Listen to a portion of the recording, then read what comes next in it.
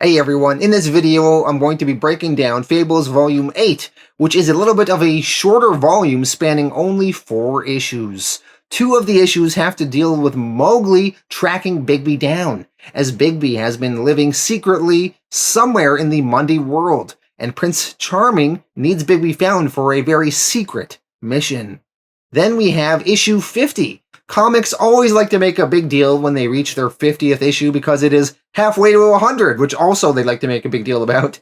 But in Fables issue 50, we have the storyline Happily Ever After, which is a double-length issue. It's a celebration of the series, and it's a real banger of an issue. Lots of important stuff goes down. So yeah, that one is going to be pretty good. Then we're going to have a Cinderella one-shot tale, and I always find those to be pretty fun. So let's dive into it. Fables Volume 8, Wolves. Fables Volume 8, Wolves, written by Bill Willingham, art by Mark Buckingham and Shawn McManus. Fables Issue 48, Wolves Part 1, in which Mowgli drinks in a Russian bar, runs into one dead end after another, and practices a deadly form of politics. In Volume 6, Mowgli from the Jungle Book and Prince Charming had a talk. Mowgli was under orders by Charming to go out into the world and search for Bigby and bring him back to Fabletown for an important mission. In exchange for completing this mission, Mowgli would get to free his friend and brother, the panther Bagheera, and get a pardon for him.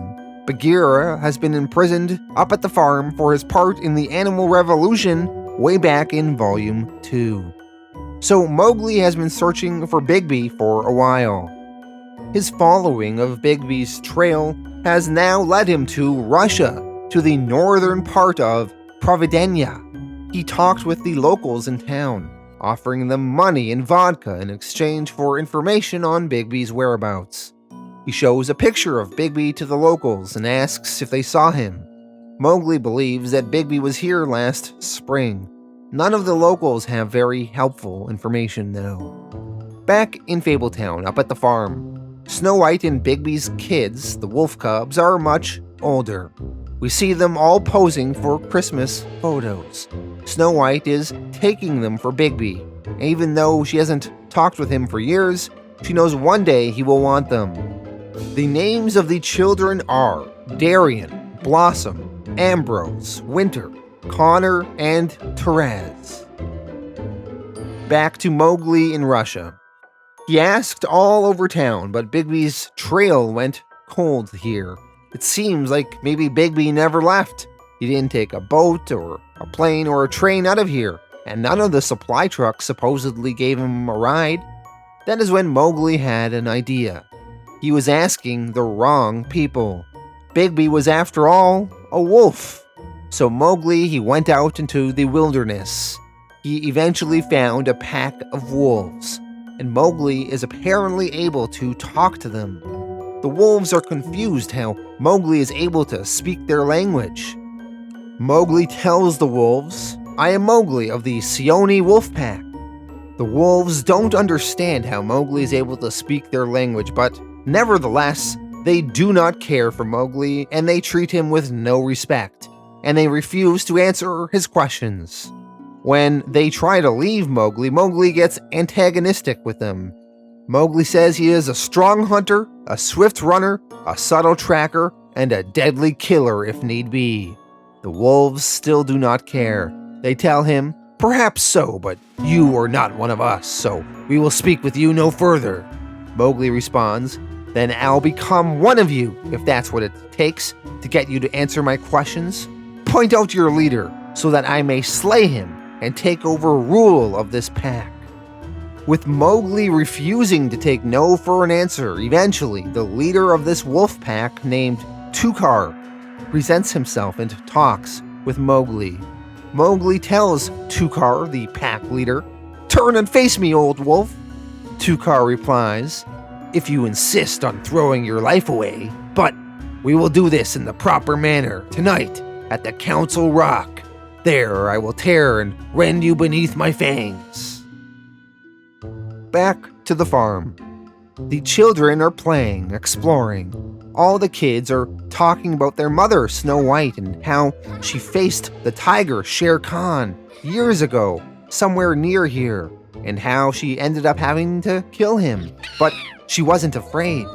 They are all in their human form, the children. They are walking, and they are pretending to hunt Shere Khan.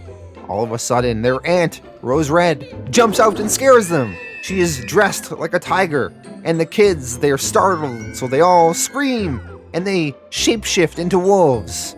And Rose Red, she falls down laughing, and she says, "I got you!" Apparently, Snow White made a deal with her children that if they can go 1 full month without transforming into wolf form or flying, then the children will be allowed to go on trips outside of the farm.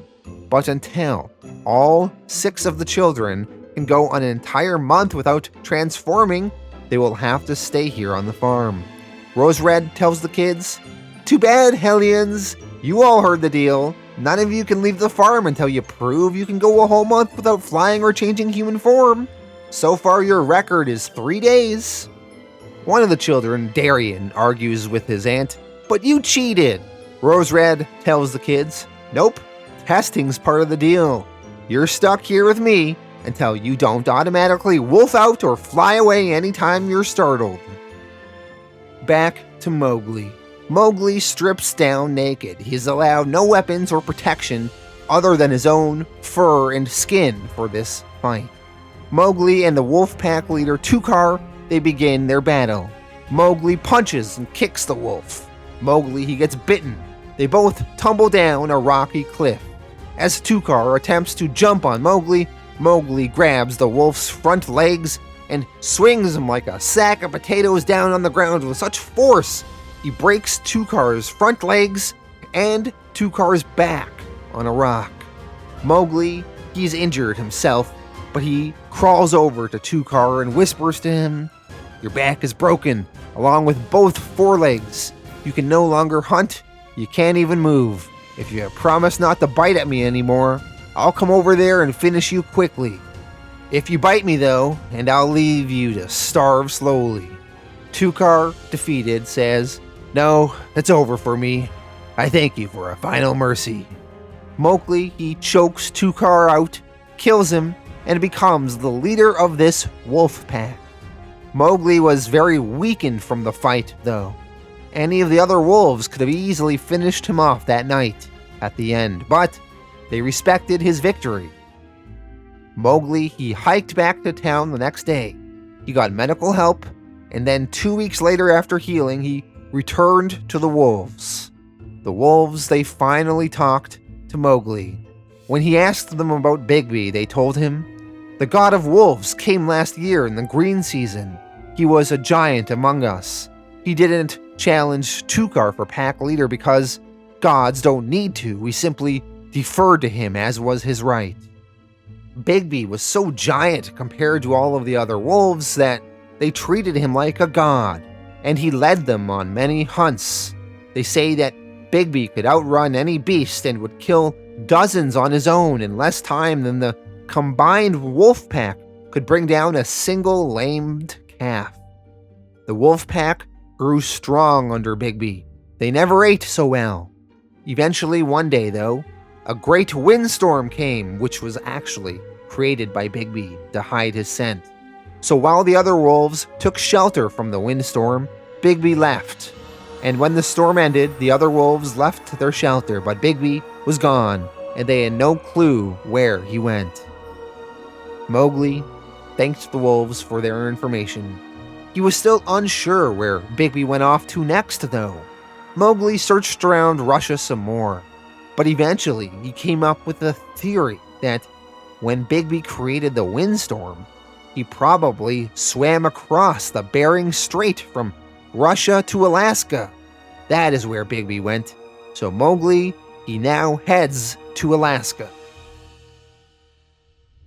Fables issue 49, Wolves Part 2, in which Mowgli does his Tarzan bit, meets yet more wolves, visits a cabin in the wild, and discovers something surprising there. Mowgli caught a flight to the wilderness in Alaska. There he searched and got back to his roots, living off the land like he did when he lived in the jungles in his youth. Mowgli, on his third day hunting through the Alaskan forests, eventually came across another wolf pack. This wolf pack also disrespected Mowgli and were also threatening him, but then all of a sudden the winds changed and the wolves sensed that their master, who is Bigby, wanted Mowgli brought to him. The wolves spent the next 2 days leading Mowgli through the forests. Eventually, they arrived at a cabin in the middle of the woods. The wolves would not go any further, but they told Mowgli, "You have to go on alone from here. We're allowed no closer than this to the den made of dead trees." So finally, after over a year of searching, Mowgli has finally found Bigby. He goes inside the cabin. Bigby is sitting on a couch, drinking.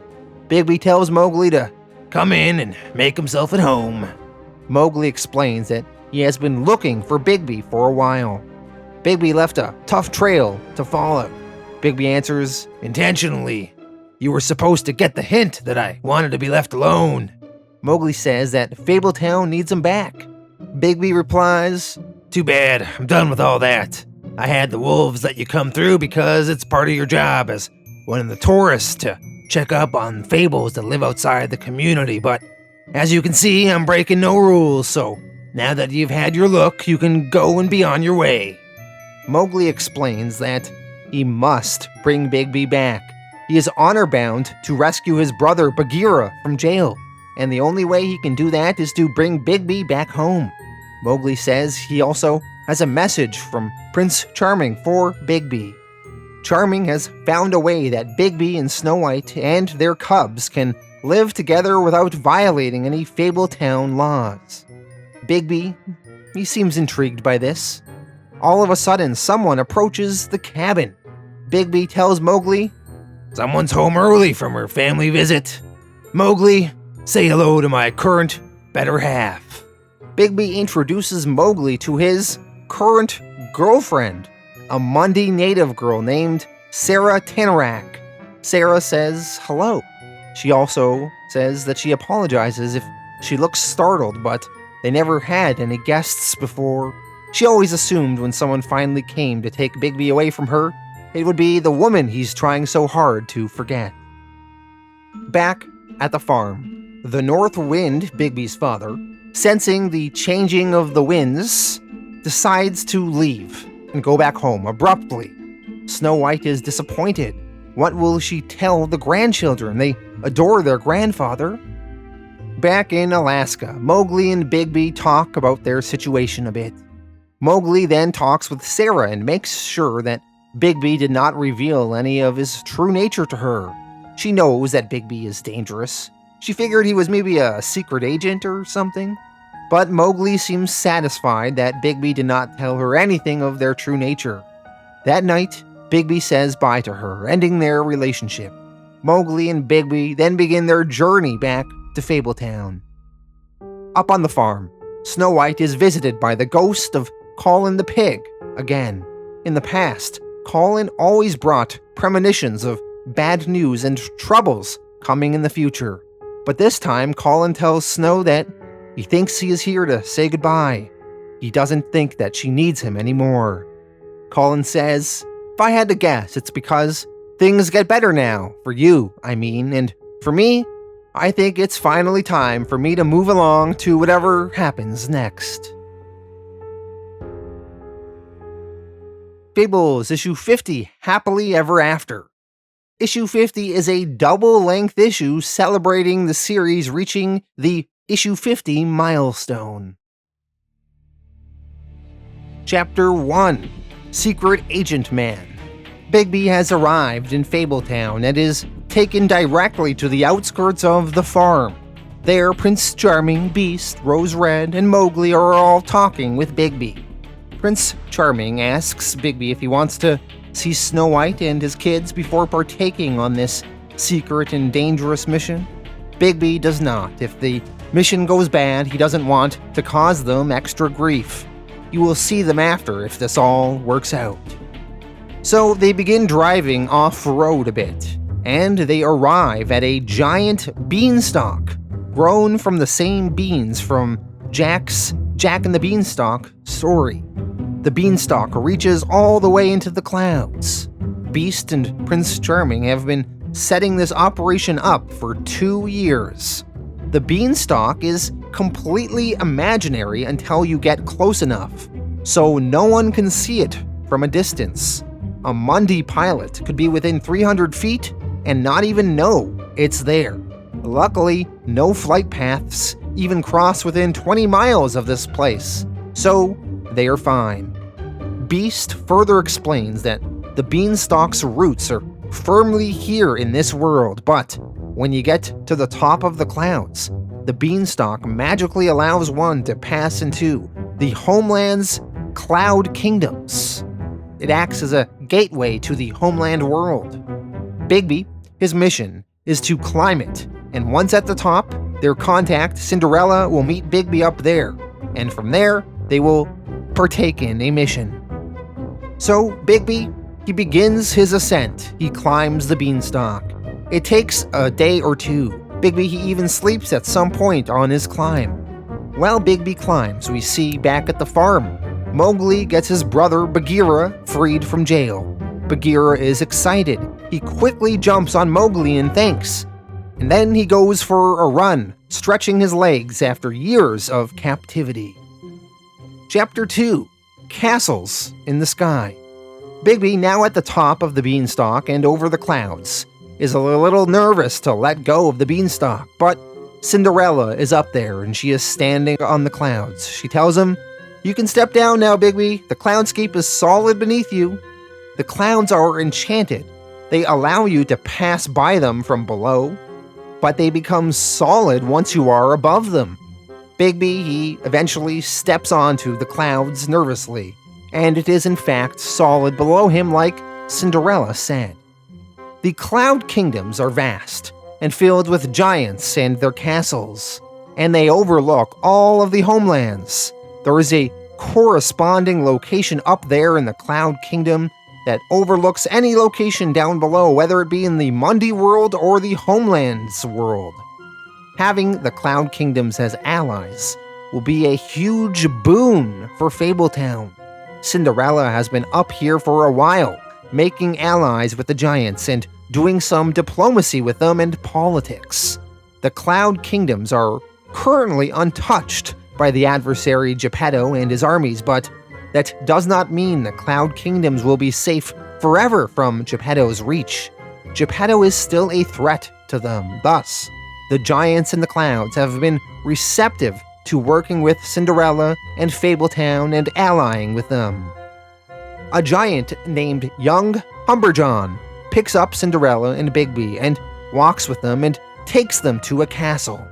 The castle they are going to will act as the staging area for this mission. Bigby comments, "Nice view," on the way. Bigby is reading his mission instructions. They arrive at the castle of the giant known as Wizard Allmore. Allmore is going to prepare Bigby for insertion into the homelands. Allmore explains to Bigby they are looking for a location that looks down on the homeland's imperial city. To date, the only way to bridge dimensions from below coming upwards is to travel via one of the magic beanstalks. That's what's kept the Cloud Kingdom safe so far from the adversary's armies. But the dimensional doorways are always open going in the other direction. After 3 days, they finally found the right location over the imperial city, and young Humberjohn digs in the clouds a hole for Bigby to pass through. Bigby, he then parachutes down to the imperial district of Calabri Anagni, which we are familiar with thanks to Boy Blue's adventures in the homelands in Volume 6. Chapter 3: Behind Enemy Lines. Bigby lands about a day's travel away from the imperial city. He is in a secluded area. He plants his extraction bean. The bean will take about 12 hours to fully grow into a beanstalk that reaches the clouds. Bigby, he then travels only at night. expertly avoiding detection from the adversary's armies. Bigby's skills on this mission, avoiding enemy soldiers, is something we saw him do in Fables Volume 5 during issue 28 and 29, the War Stories arc, where we saw Bigby's adventures in World War II in Nazi Germany. Bigby, he travels and eventually finds Geppetto's cabin. Bigby, he then stealthily kills all of the guards in the surrounding area of the cabin. He kills swiftly so no alarms can be raised. Bigby, he then plants explosive devices all through the grove of Geppetto's magic trees. These magic trees are what Geppetto needs to carve his wooden soldiers and make them come to life. We see Pinocchio. He is drinking outside Geppetto's cabin. He is a happy drunk. He is loudly singing. Bigby, he eventually sneaks inside Geppetto's cabin, and there he sees Pinocchio. Pinocchio is confused. He asks, "Bigby?" Pinocchio is surprised to see him. Bigby whispers back, "Shh, Pinocchio. Geppetto's sleeping only 2 rooms away, and we don't want to wake him." Bigby's mission here is to try and free the blue fairy that Geppetto keeps comatose. Or if Bigby can't free her, he is to destroy her.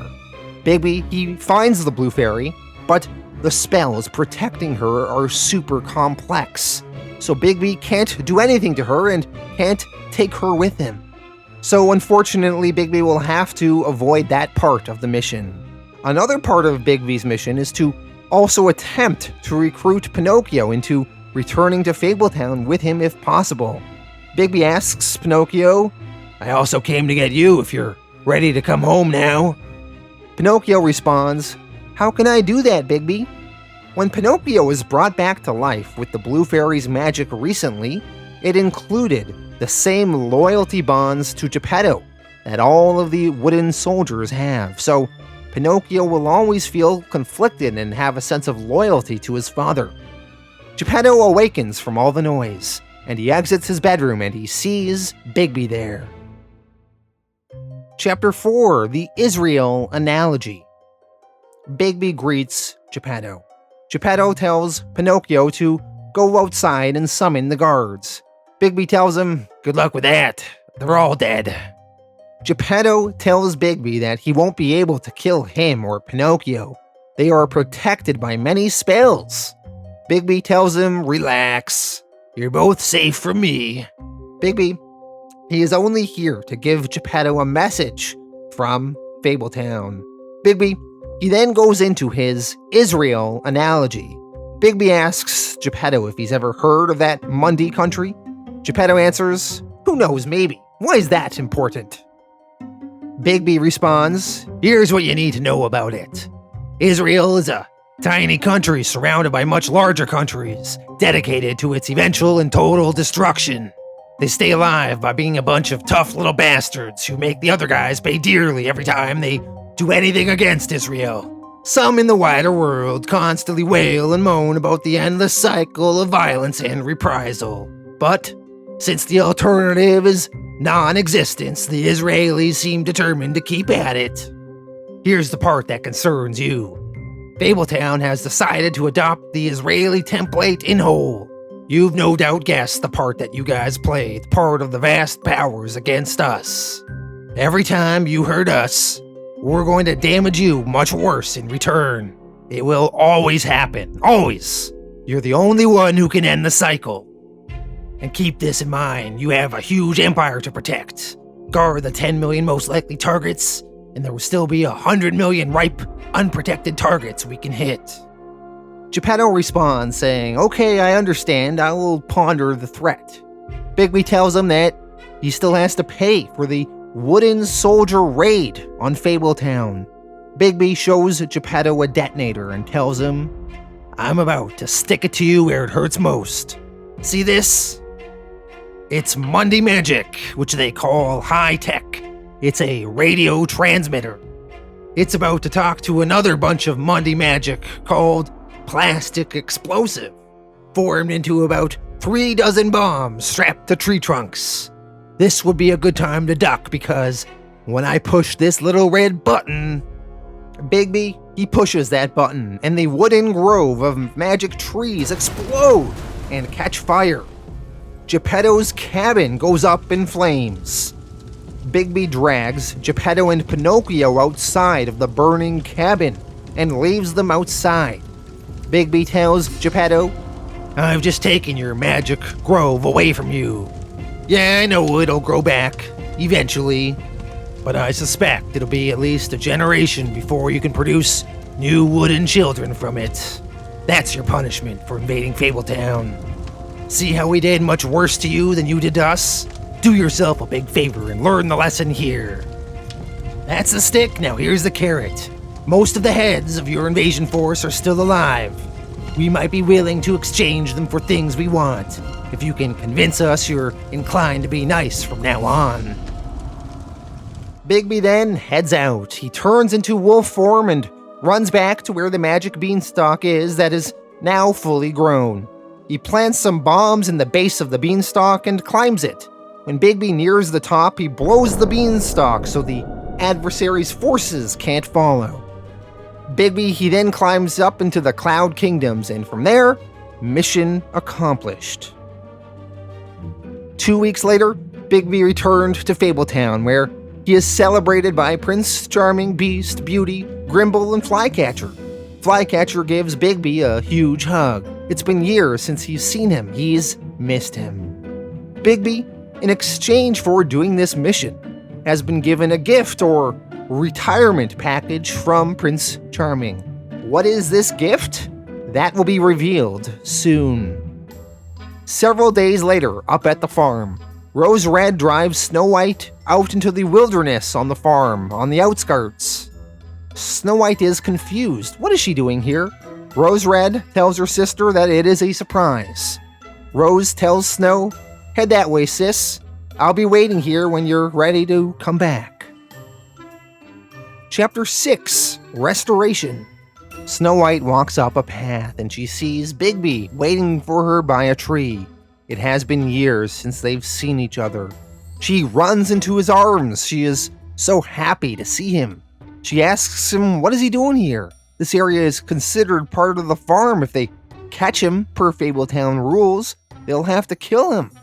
Bigby explains the deal he made with Prince Charming.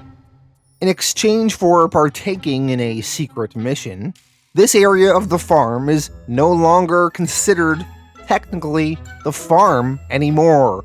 This area belongs to him now. He explains, "I bought this land from Fabletown in return for ending a war. Or maybe starting one. I guess we'll see." Snow White asks, "Wait, there's something I need to..." "Bigby, did our son find you?" Bigby replies, "Of course. Ghost, give your mother a kiss."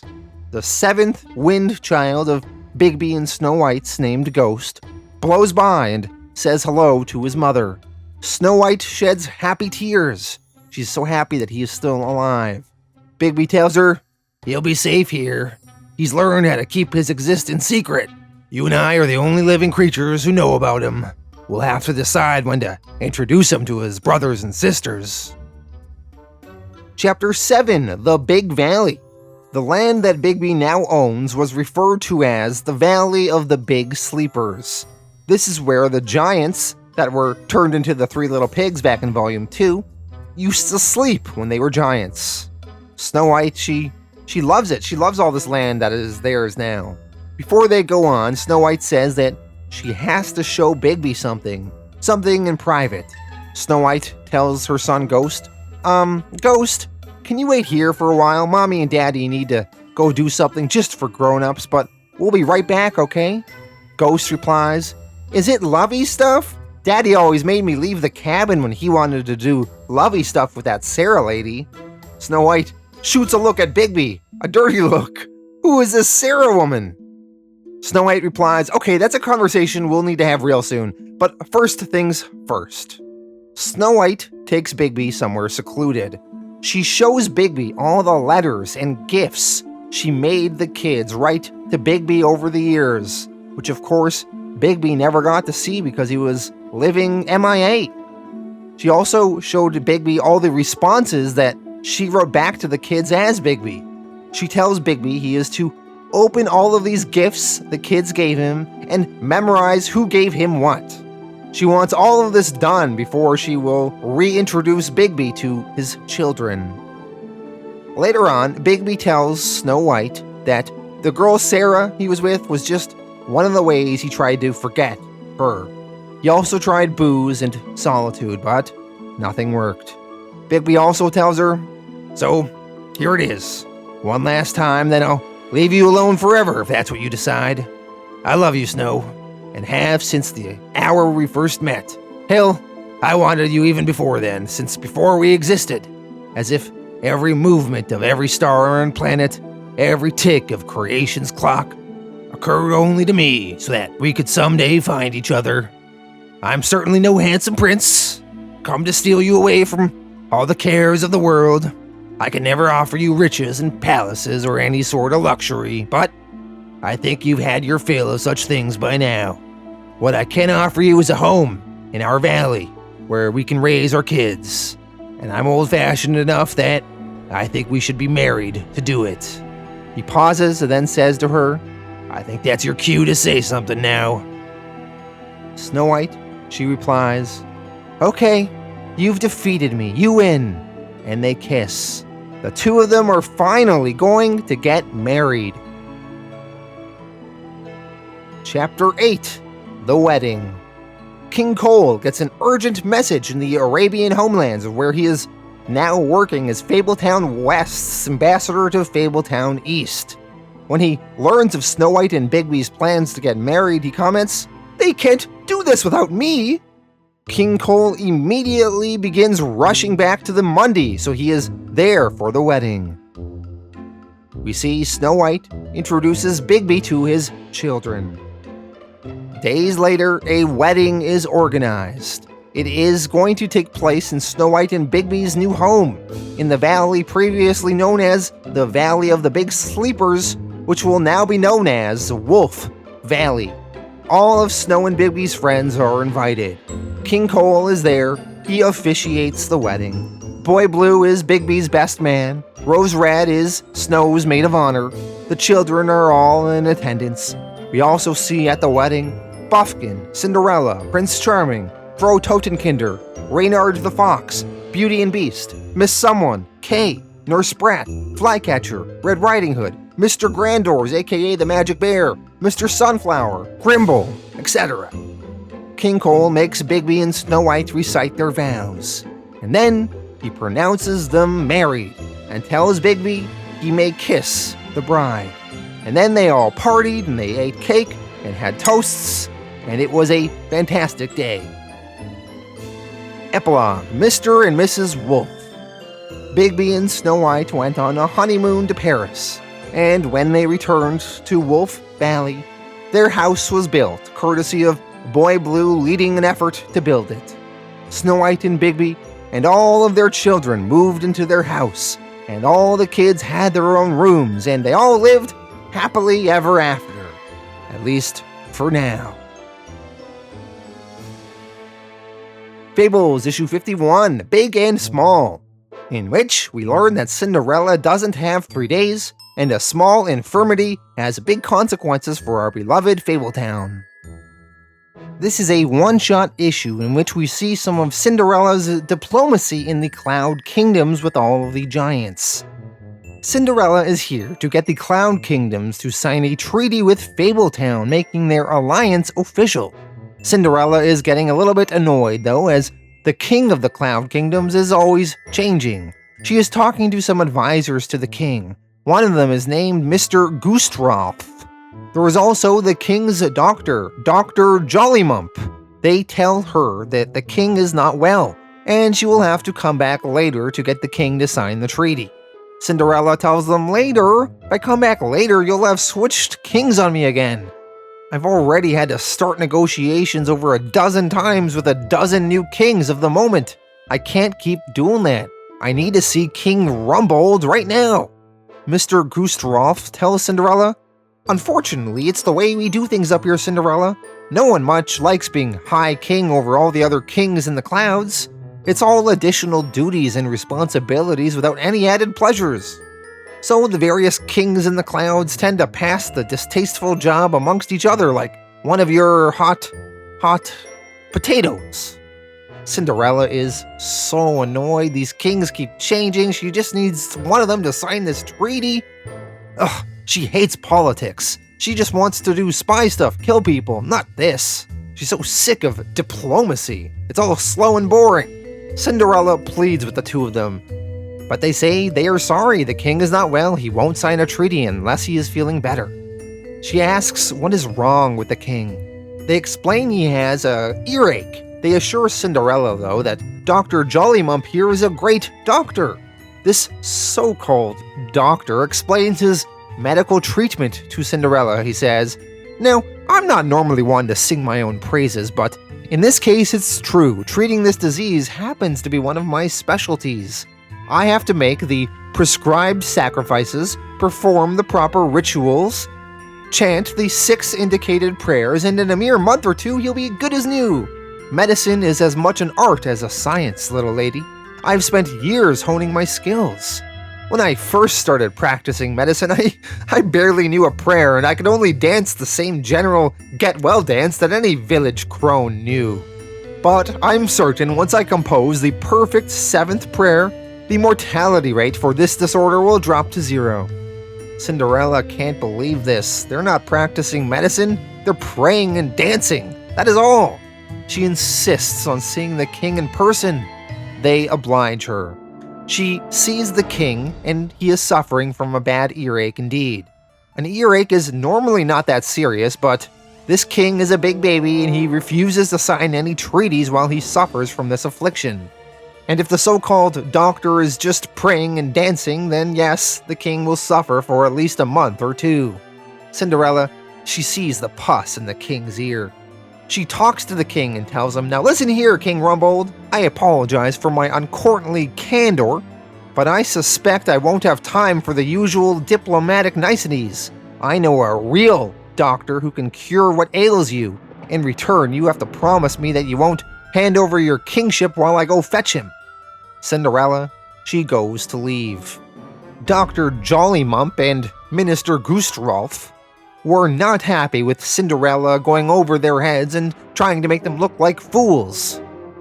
Cinderella, she is preparing to go back down the beanstalk to Fabletown under the farm to get some medical help. She talks with Radiscope, who is like a giant talking squirrel up there in the Cloud Kingdoms. Radiscope tells Cinderella, "I've never seen Dr. Jollymump so angry. Are you sure you can make it back before King Rumbold transfers his power? The next one in line is King Pineheart, who is proudly illiterate. You'd have to wait for an entire new king again for any chance to get your treaty signed." Ugh, Cinderella doesn't like to hear that. She heads down the beanstalk and is in a rush.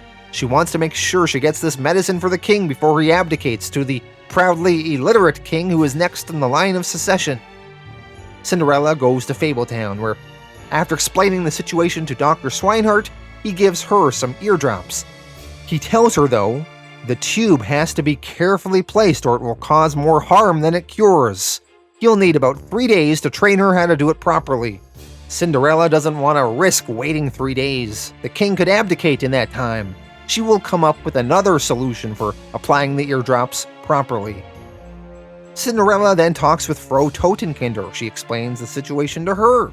Cinderella needs something that will make her smaller so that she can get into the giant's ear and solve his earache, as she's still a little bit too big in her current size. Totenkinder says it will take her 3 days to make a proper spell that would temporarily shrink Cinderella, but once again, Cinderella does not want to wait 3 days. So instead, Totenkinder gives Cinderella an alternative spell that will instead temporarily transform Cinderella into a tiny mouse. Cinderella goes to visit Smalltown up at the farm to recruit some help. Cinderella drinks a potion that turns her into a mouse, and in Smalltown as a mouse, she insists to speak to the town medic. She is brought to the town medic, a Dr. Robert Smallish. She explains the situation to him, and he agrees to go with her on this mission up to the Cloud Kingdoms to heal this giant. He will help her apply the eardrops. The Fable Bird, Commander Arrow, whom we first saw in Fables Volume 3, Issue 18, Barleycorn Brides, will assist Cinderella on this mission. Commander Arrow flies Cinderella and Dr. Robert Smallish up to the Cloud Kingdom, staying close to the beanstalk. A journey up the beanstalk would normally take Cinderella 2 days of climbing, just took Commander Arrow an hour of flying. Once in the Cloud Kingdoms, they head over to King Rumbold's castle. Cinderella and Dr. Smallish apply the eardrops to the king. Finally, after 3 days, the king feels better. Cinderella's potion wears off, and she transforms to her normal size and is no longer a mouse. And King Rumbold, finally healed, signs the treaty. The diplomatic mission was a success. Cinderella returns to Fabletown after the successful mission. She warns Beast and Prince Charming that Minister Goostrolf and Dr. Jollymump weren't happy with her going behind their back and making them look foolish and exposing Jollymump as a fraud, so they should probably watch out for them in future diplomatic missions with the Cloud Kingdoms. But the treaty is signed, and the Cloud Kingdoms are officially their allies. Beast and Charming tell her she did a job well done, and they are indebted to her. Cinderella tells them, "Then kindly reward me, Sheriff, by never giving me another diplomatic mission ever again. She only wants spy work." As Cinderella leaves the business office, she narrates, "What I didn't tell Prince Charming and Beast, and won't include in my official report, is the price Frau Totenkinder charged me for her magic potion when she knew she had me over a barrel. That's certainly going to come back to haunt me in the future." And with this, we end Volume 8 of Fables. Alright, so that was Fables Volume 8. I thought the two-parter Wolves storyline where Mowgli was searching for Bigby to only be okay. I did like that we learned a little bit more about Mowgli. I thought it was fun seeing him try and becoming the pack leaders of these wolf packs and trying to get information from them. And it was interesting the lengths Mowgli had to go to track Bigby down. But then we had issue 50, and issue 50 was fantastic. I loved so much of it. I liked how we had Bigby going into the Cloud Kingdoms and seeing how some of that worked out. And then we had Bigby on this epic mission where he secretly moves through the homelands and he gets to Geppetto's cabin. He talks with Geppetto. He burns the cabin down and sends a message. And this will have huge repercussions for the next several volumes here. And then we had Bigby and Snow White finally getting married, which I thought was really great. And it really was kind of a happily ever after. You could almost end the series there if there wasn't, of course, the huge threat of war on the horizon. But a really great ending to that issue, so fantastic stuff. Then we had the Cinderella one-shot tale, which was only okay, maybe not a completely necessary story, but it was fun.